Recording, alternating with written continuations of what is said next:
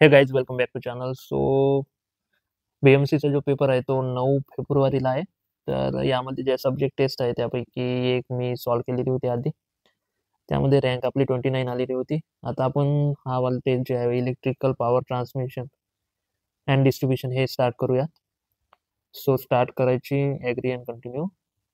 So ring mean distribution is preferred for radial system because voltage drop in the feeder is less and supply is more reliable. Voltage drop feeder is less, power factor is high. Power factor high, supply system less expensive, voltage drop. हे तर नाहीच येणार. हे किंवा हे येणार. Power factor is hi and so हे mark करू आपण.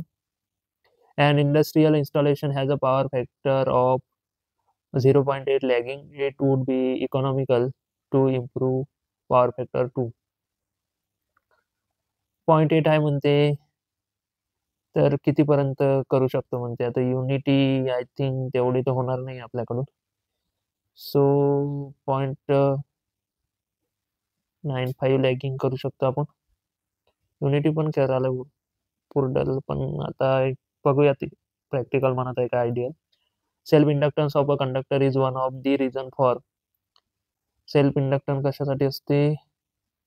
Skin effect. Then shunt fault is characterise by. Shunt fault कशामुळे काय असते? increase in current, frequency and power factor. Increase in current, reduction in frequency and power factor. Increase ह्या तिघापैकी असं एक राहील आपल्याला. फॉल्ट झाल्यावर फ्रिक्वेन्सी काय होते आणि पॉवर फॅक्टर काय होते. शॉर्ट सर्किट झालेला आहे, सर्व सर्व रेजिस्टिव्ह होणार. पॉवर फॅक्टर तर इन्क्रीज होणार आहे ते. सो हे करू आपण, कारण की शॉर्ट सर्किट म्हणजे आपण लोड काढून टाकला ना, तर ते होणार. If the corona loss on a particular system at 75 hertz is 2 kilowatt per phase per kilometer, then the corona loss on surface of the same system with the supply frequency 50 हे +25 राहते ते. तर इथे जर पाहिलं आपण ते 100 येणार. इक्वल टू किती आहे म्हणते 2. सो एक्स इक्वल टू किती आहे 75. 25 3 75, 25 चौक 100, 2 4, हे 2. ठीक आहे. एक्स इक्वल टू 3/2 म्हणजे 1.3 आन्सर राहील याचं. ते मार्क करू, पुढे जाऊ. In a short transmission line, if the impedance of the line is 0.01 plus j 0.15 per unit when the load current is एवढा, lag VR equal to 1, what is the regulation? So voltage regulation काय राहते? R per unit. R इथे आहे 0.01 into cos phi जो है 0.8. Lag आहे, लॅगच आहे ना, हा लॅग आहे. तर plus 0.15 X per unit sine pi म्हणजे 0.6.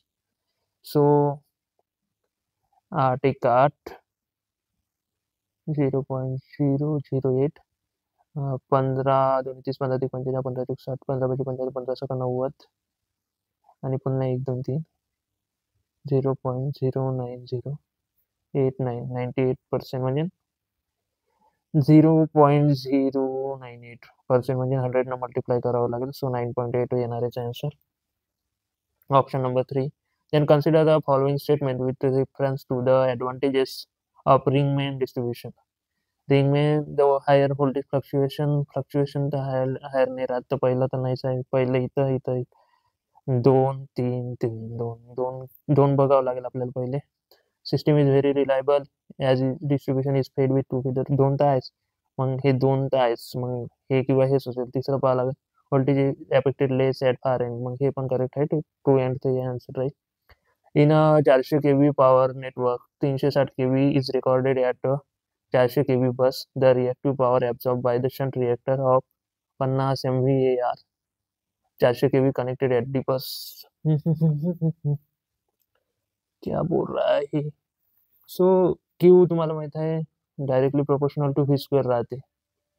तर 50 MVAR कधी आहे म्हणते 400 kV ला. तर 360 ला किती?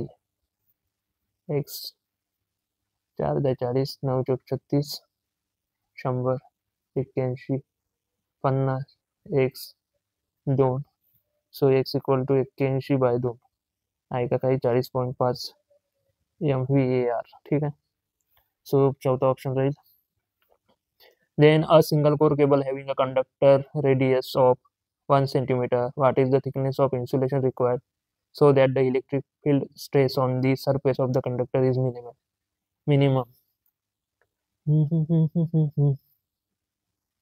R2. So R by R equal to 2.718 राहते. So 1 centimeter आहे म्हणते, हे 1 आहे. So R equal to राहील 2.718. टोटल रेडियस झाली आहे. So 1.178 is answer. So 1.718. ठीक आहे. The booster is inserted in the circuit. Booster कशासाठी राहते? Compensate the voltage drop. What is the number of suspension insulator required for 132 kV? So 132 divided by root 3 divided by 11. So 11 एक 11, 11 दूनी 22, 12 upon root 3. 0.577 into 12. 12 पंचे 60, 12 72, 12 7 84, 8, 12 7 84, 84 10 94 92 9, 12 पंचे 60, 69 आणि 3 6.9 च्या वरती. 6.9 च्या वरती काय आहे आपल्याकडे? Option 8. The propagation constant of the transmission line is given as. Propagation constant काय राहते? जे काय राहते? जे ओमेगा रूट LC.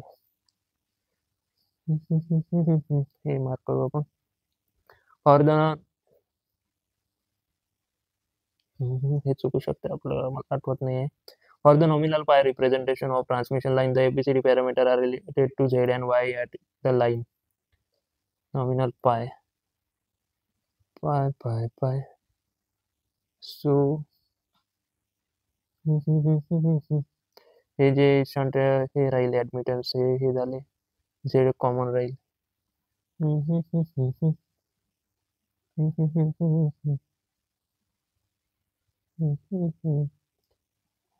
पाय फार Y होते. ठीक आहे. बी च्या जागी Z तर येतच नाही. C च्या जागी हे नाही येणार. A and D by the 1 and 4 is correct. Only option 2 will be correct. Let GMR is the geometric mean radius of the conductor of an individual strands for the stranded conductor shown below. Which of the following is true? GMR याचा direct जर पाहिला आपल्याला 1.46 R राहते वाटते I think. GMR हे याच्यासाठी किती राहते? याच्यासाठी हे मार्क करू, आठवत नाही आहे. The maximum efficiency in the transmission of the bulk AC power will be achieved when the power factor of the load is. Maximum efficiency कधी राहील? Slightly less than unity, slightly less than unity leading. Unity mark करू. An electric load consumes 17.32 kilowatt at a power factor of 0.707 lagging. For changing the load power factor to 0.866 lagging, the capacitor that is to be connected in parallel with the load should draw. किती काढायचं म्हणते power, reactive power? So आपला किती आहे? 0.707 lagging आहे. Cos phi 0.70 म्हणजे 1/√2 आहे म्हणते. ठीक आहे. कॉस फाय म्हणजे काय असते? P/S असते. ठीक आहे. फाय आहे. P जर 1 घेतला, Q जर 1 घेतला, ठीक आहे,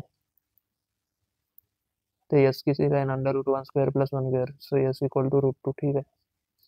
आता 0.86 पुन्हा 0.866 किती होते? cos फाय इक्वल टू 0.866 म्हणजे √3/2 which is equal to 30 degree. ठीक आहे. 30 डिग्री म्हणजे cos 30 होते ना √3/2. याच्यामध्ये पुन्हा P/S जर केला आपण, तर P आहे √3 आणि S आहे 2. 2 किती येणार? जेव्हा √3चा स्क्वेअर 3 होणार प्लस 1 म्हणजे 4 इक्वल टू 2 म्हणजे P√3 आहे. तर P हे आहे. So P equal to √3, Q equal to Q equal to पुन्हा 1 आणि इथं किती झालं हा 2. ठीक आहे. आता काय झालं आपलं पी तर सेमच राहील. पी इथं √3 आहे.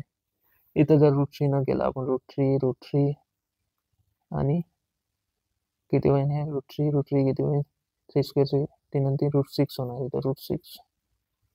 ठीक आहे. आता हे दोघं सेमच झाले. आता याच्यावरून याच्यावर आलो आपण √3 1.73. क्या हो रहा है यहाँ पे, क्या कर दिया मैंने. 1.732 मायनस 1 म्हणजे 73. आधी एवढा होता 1.73, आता 1 झाला म्हणजे 7.32 kVAR काढलेला आहे. Option number 1 will be the correct. Then skin and proximity effect are independent नाही, negligible at small frequency. Then पुढे जर पाहिलं insulator that is use in a low voltage distribution line is known as. Low व्होल्टेजवर आपण pin करतो use. Then pin insulator आपण 33 kV पर्यंत use करतो. Finally, we have done with our 20 MCQs. Let's see what will be our results. So, are you sure? Are you sure you want to submit the test? Are you sure?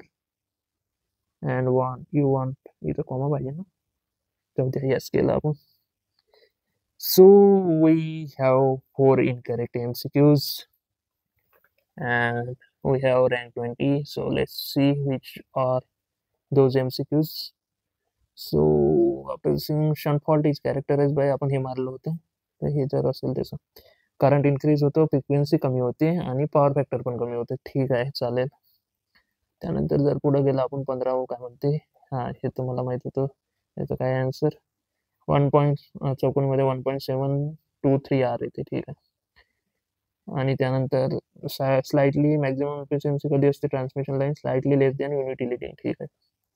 आणि चौथं जर पाहिलं आपण oh my god insulator that is for low voltage distribution line shackle केलं आहे. ठीक चालेल.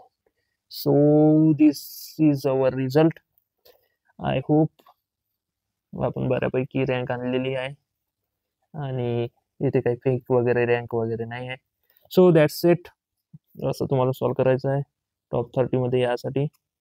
बघूयात पुढच्या पण टेस्ट आपण देऊन पाहू किती येते रँक. तर चॅनलवर नवीन असेल तर सबस्क्राईब करून घ्या. भेटूया नेक्स्ट व्हिडिओमध्ये. त्यापर्यंत जय हिंद, जय महाराष्ट्र.